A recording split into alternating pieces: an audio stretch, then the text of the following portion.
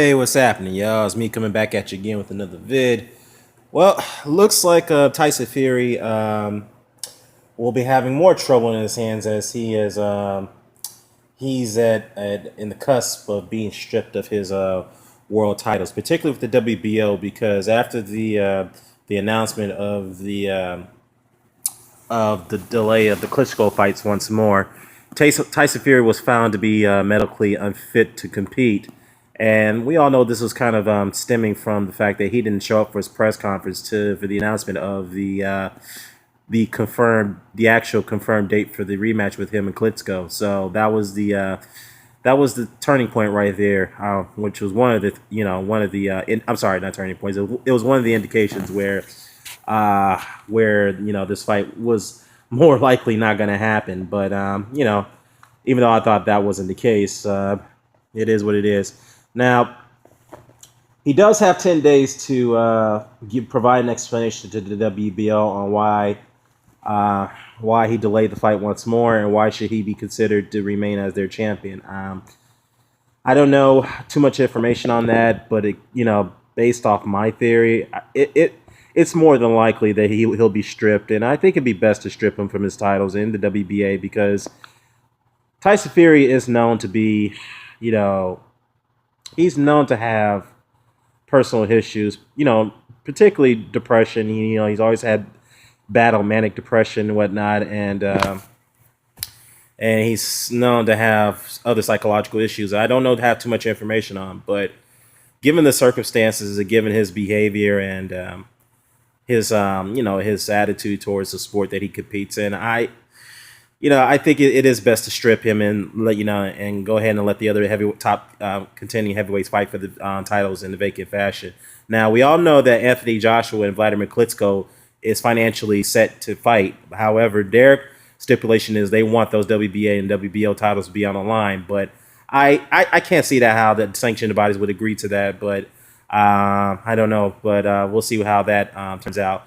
But needless to say, though, the WBO belt could be held up in another vacant form. And according to this report here from stuff.co.nz, which is a New Zealand publication, Joseph Parker's handlers are already in talks with Andy Ruiz to set up a fight for the vacant WBO title if it becomes vacant. So this is very interesting. So according to this report right here, it says here, Parker's handlers have already started talks with Andy Ruiz, who, by the way, did pull out of the Huey Fury fight recently due to managerial disputes, and is pushing for the title fight to be held in New Zealand, which is, Duco. That's what they always want.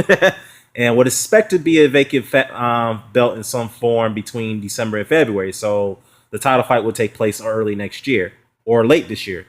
I hope it happens late this year if it goes down. Now, Dean Longren of Duco Van Cedric, Ruiz and his father have both expressed interest for the fight when the idea was put to them in Las Vegas on Wednesday via highly placed third party.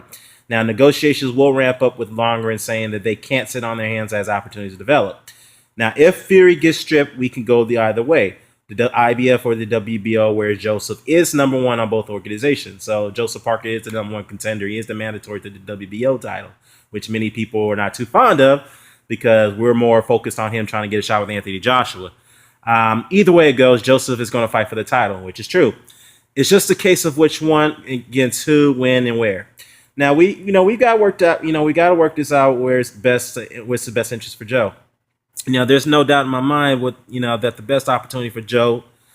There's no doubt in my mind that the best opportunity for Joe is to win the world heavyweight title, and it would be right here in New Zealand.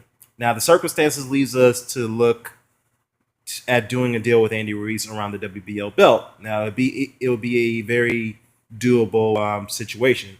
Now, we could have a deal done within 2 to 3 weeks with Ruiz camp having the right to fight here.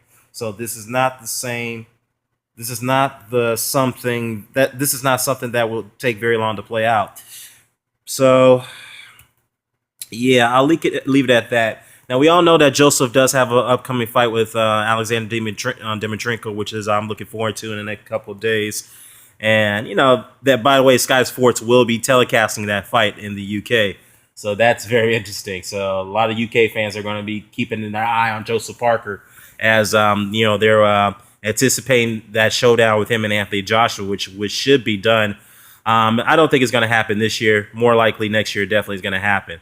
But given the current state of the heavyweight division, I would say all the best fights are going to happen the following year, and they should happen where we can get this division back on track.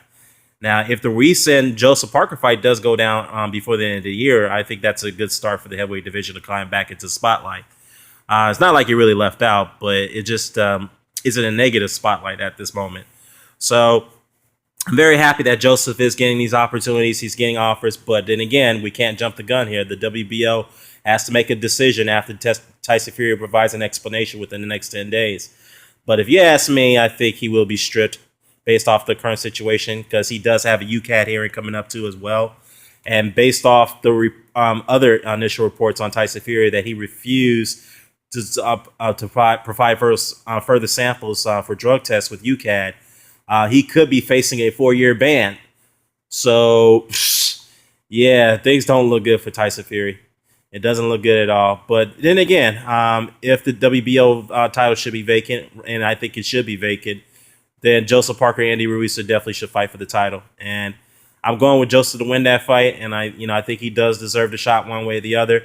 So if he can't get the Anthony Joshua shot in a timely manner, which we don't expect him to get it at the end of this year, definitely get the WBO title by the end of this year. And then it will spark more interest to get that unification bout between Joseph Parker and Anthony Joshua for the IBF and WBO title. Hell, he might even unify with Deontay Wilder. I mean, damn, Deontay Wilder versus Joseph Parker. That would be a damn good fight, and that fight would definitely be held in the U.S. due to Al Heyman's, power and when it comes to purse bids. So I know Duco, if that fight would ever have to come down, Duco will have to work hard to try to persuade Deontay Wilder to come over to New Zealand and fight in a unification bout. Well, I'm already jumping the gun here. The WBO, the fight hasn't been safe yet between Andy Ruiz and Joseph Parker.